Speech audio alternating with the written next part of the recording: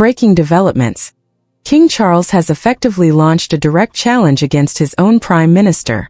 And what unfolded just 90 minutes ago may have permanently damaged Keir Starmer's political future. At 7:14 a.m., Buckingham Palace issued a statement so blunt that even seasoned reporters stopped to read it again. Some said 3 times. For the first time in modern memory, King Charles publicly questioned how members of the current government were conducting themselves, insisting they protect the honor of the crown. No names were mentioned, no softening of tone, just a sharp, unmistakable message. Subscribe if you want the step-by-step breakdown because this situation is about to escalate fast. Only 8 minutes later, Westminster fell into complete turmoil. Screenshots hit Twitter instantly. Labour MPs exchanged frantic texts. One veteran journalist described the moment as a velvet glove punch aimed straight at Downing Street. Inside number 10, witnesses say Starmer stormed into his office, ripped up his briefing materials, and growled that he wouldn't take lectures from a man wearing a crown. Several advisors have quietly started updating their CVs. But the real shock wasn't the statement.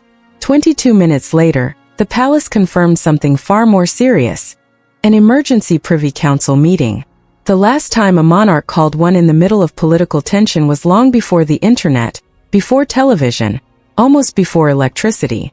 Constitutional scholars immediately said what everyone else was thinking but were too afraid to voice.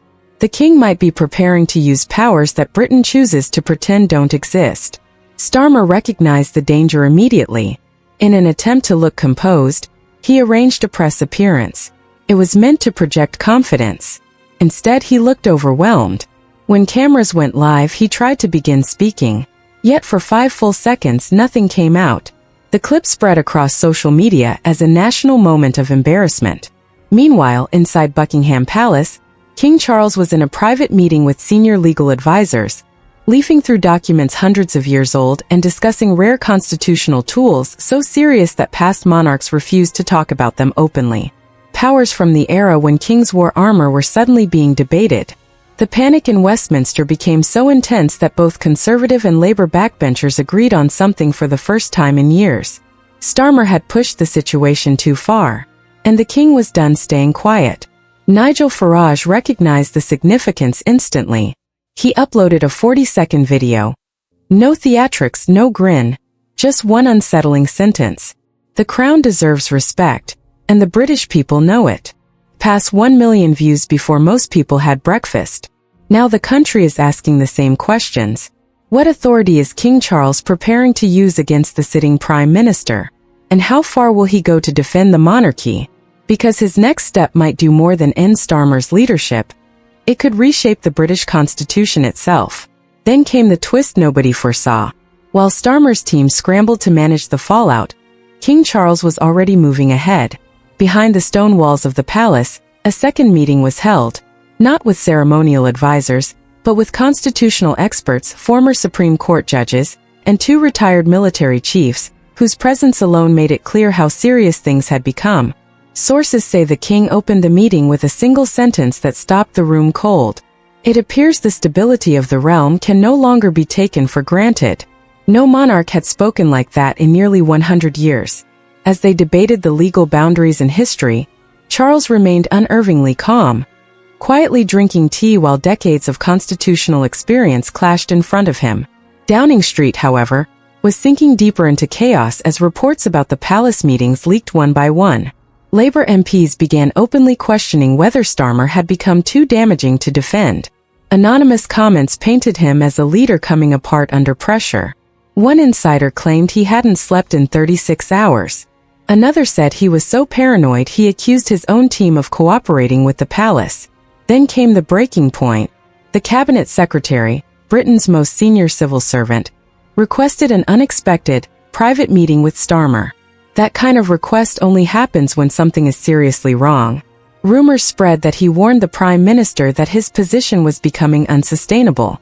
While Starmer struggled, King Charles made his boldest move yet. He arranged a private discussion with the Archbishop of Canterbury. For most people it would seem harmless, but constitutionally, it's equivalent to pulling the pin from a grenade. The Archbishop isn't just a religious leader. He carries moral weight across Parliament, the armed forces, and the public. If a king consults him during political turmoil, it signals one thing. The monarch is preparing to justify action, and justification is the one tool the crown doesn't need Parliament's approval for.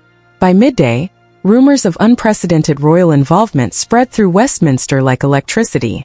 MPs whispered in hallways as if the walls could overhear them. Speculation grew that the king might issue a formal reprimand, a constitutional directive, or, at the extreme end, request Starmer's resignation. The public mood turned sharply as well. Polls released at noon showed 62% of voters supported the king's firm response. Crowds gathered outside Buckingham Palace waving Union flags and chanting "Protect the Crown."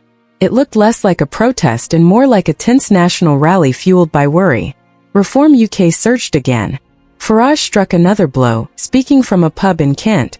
If the Prime Minister cannot respect the monarchy, he cannot respect the people.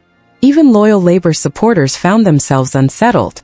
A lifelong activist in Manchester told Sky News, "I voted for Starmer to stabilize the country, not to pick a fight with the king." As public sentiment leaned toward the palace, pressure inside Downing Street became unbearable. Then at 4:03 p.m., King Charles made his decisive move. He formally requested a personal meeting with Starmer. Not a call, not a written briefing, a face-to-face encounter. Something almost unheard of in modern times under such tense conditions. Westminster froze. Insiders say Starmer turned pale when the message arrived. Half his cabinet said he had to attend. The other half warned the king might directly ask him to step down. When Starmer finally reached the palace, escorted through a side entrance to avoid cameras, he was taken to the White Drawing Room. King Charles was already there, standing upright, not seated, as if he had already made his decision. The moment the door shut, Charles spoke first. No greetings. No polite exchange. No diplomatic warm-up.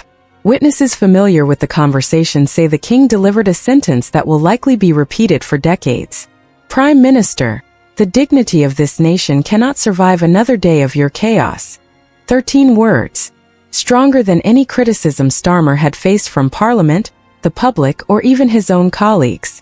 Sources say Starmer attempted to defend himself, claiming he'd been misunderstood and pressured, but the king interrupted him, something monarchs almost never do. Charles wasn't furious. He was calm, firm, almost clinical. He laid out his concerns. Collapsing public trust, growing political instability, international embarrassment, and what he called Starmer's dangerous disregard for constitutional norms. Then came the phrase that shook Downing Street: the preservation of national stability. A constitutional expression historically used when monarchs pushed prime ministers toward resignation. It wasn't an explicit demand, but it was close enough that Starmer immediately understood the seriousness of his situation. He left the meeting pale and shaken, refusing to speak even to his own staff. Within minutes, leaks spread through every newsroom in London. The king had directly rebuked the prime minister and questioned whether he could continue governing. That was the spark. Labour MPs who'd been undecided immediately turned against Starmer.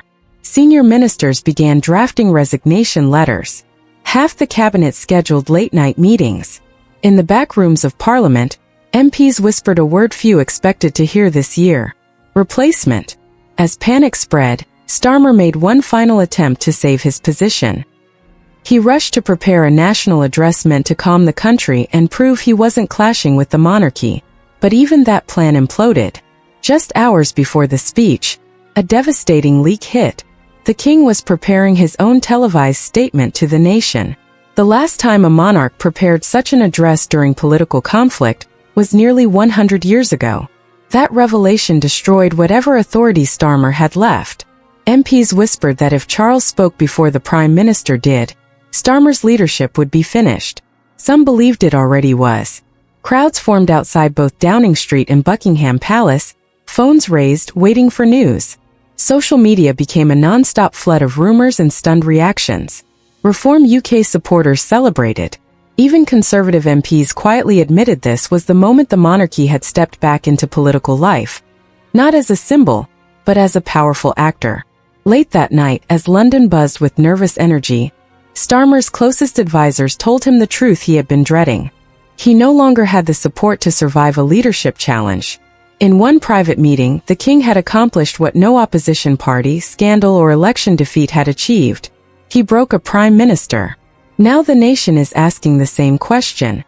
Will Starmer quietly resign at dawn, or will he try to fight both Parliament and the Crown in one final attempt to hold on to power? Share your prediction in the comments. And if you want to be here when King Charles finally steps in front of the cameras, hit subscribe and turn on notifications, because when that national address airs, the entire country will be watching.